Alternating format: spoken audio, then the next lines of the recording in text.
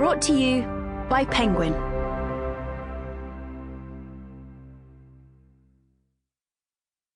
Rodham by Curtis Sittenfeld. Read for you by Carrington Macduffie. For L, with love and gratitude. My marriage to Bill Clinton was the most consequential decision of my life. I said no the first 2 times he asked me, but the 3rd time I said yes, and I'd do it again. Hillary Rodham Clinton, What Happened? The world has no right to my heart. Lin-Manuel Miranda, Hamilton. Prologue. May 31st, 1969.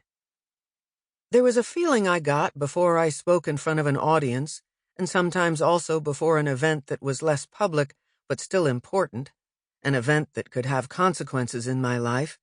Taking the LSATs, for example, which I'd done in a classroom on the campus of Harvard. The feeling was a focused kind of anticipation.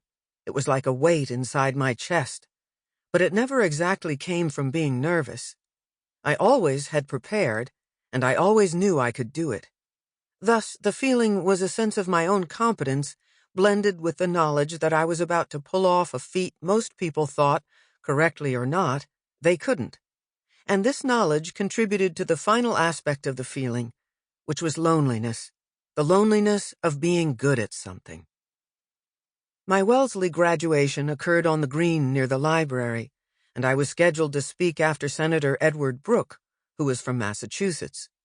As I listened to him, I sat on the temporarily erected stage in my black gown and mortarboard. My father had traveled from Park Ridge, Illinois, without my mother or brothers, and was seated many rows back. I would be the first ever student speaker at a Wellesley graduation. I'd slept little the night before, between finishing my speech and being gripped by nostalgia.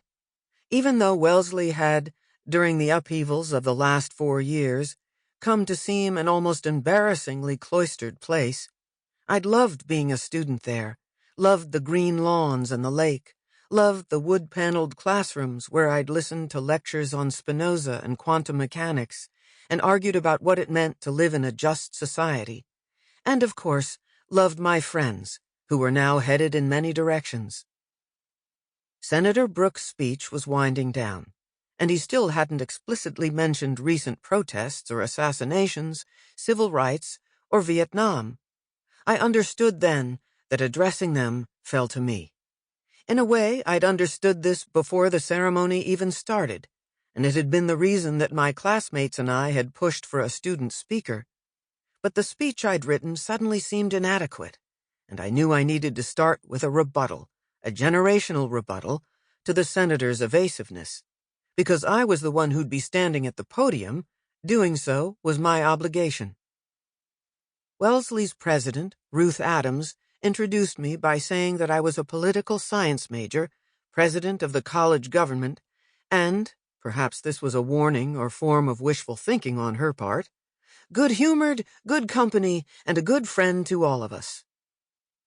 Walking to the podium seemed endless and then was already finished, forever finished. So many people sat in front of me, most of them strangers, and some my confidants.